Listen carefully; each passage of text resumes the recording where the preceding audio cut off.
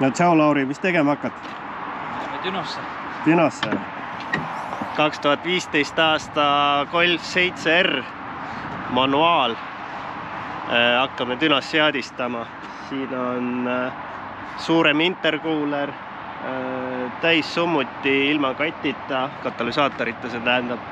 Ja siis siin ka väike õhutoru pandud, mis on siis diameetrilt suurem kui originaal.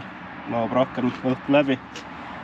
Ja vaatame, mis siis võimsust kätte võlume. No, omanik muidugi ihkab 300 kilovatti, aga eks siis Dünos selgub tõsiasi. Need poisid hakkavad siin seadistama ja kui auto valmis, siis vaatame üle, mis tulemus on.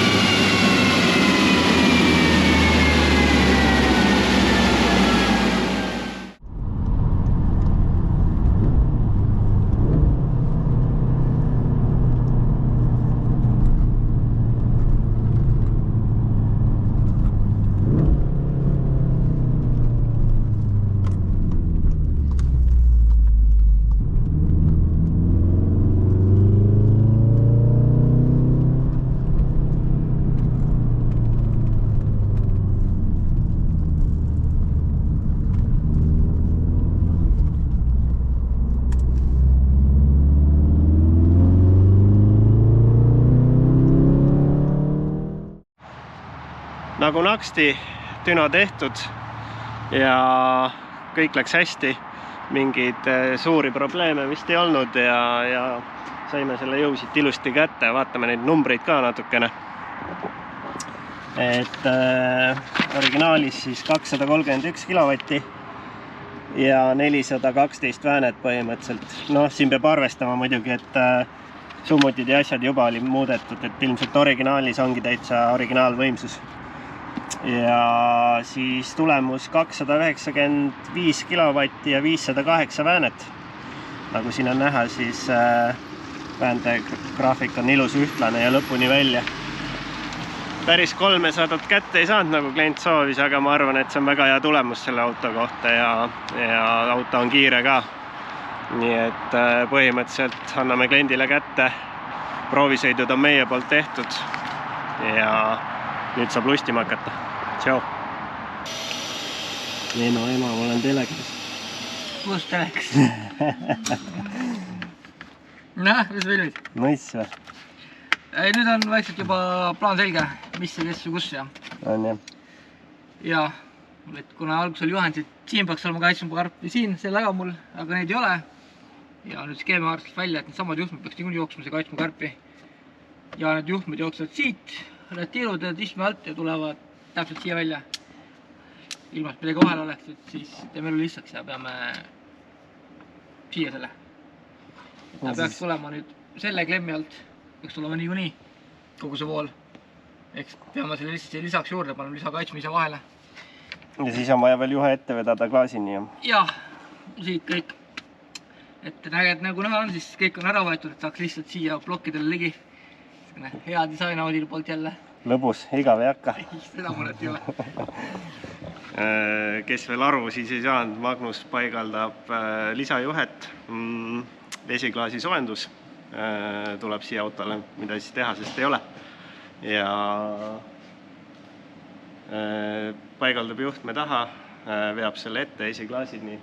Esiklaas tuleb ka siis ära vahetada ja sinna pistikusse ühendada ja lisaks siis on vaja veel programmeerida. Aga üks asi on veel selle autoga. Magnus paigaldas siia downpipe'i ja siis peale seda Lauri läheb autot seadistama Dünosse. Tegemist on 3-liitrise diiselmootoriga 210 kilovatti tehasest ja vaatame, palju siis downpipe ja seadistamine sellele autole juurde annab. Nii et jätkame dünos.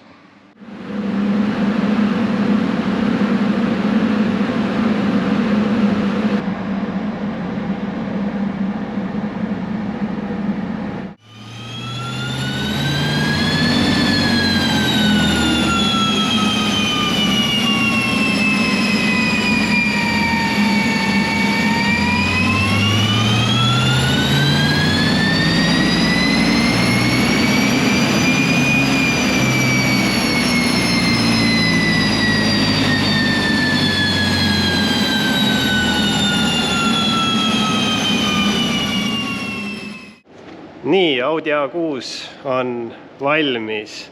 Magnus on esiklaasi soojendusjuhtme ära paigaldanud. Juhe tuli siis siia klaasi alla. Kui esiklaas ära vahetatakse, siis saab selle ära ühendada ja tekib siis kliimamenüü alla lisamenüü, kus siis seda saab lülitada. Lauri on ka dünos ära käinud. Dünos siis 207 kilovatti ja 620 väänet originaalis. Ja pärast lõpptulemus 276 kilovatti ja 785 väänet.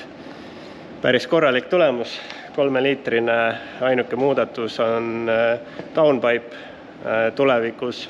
Kui siit võiks juurde tahta, siis intercooler suurem ja siis saab veel natukene juurde.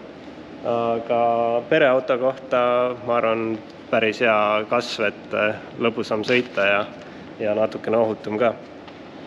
Vot, aga siis järgmiste autodeni subscribe, like, kommenteerige ka. Tšau!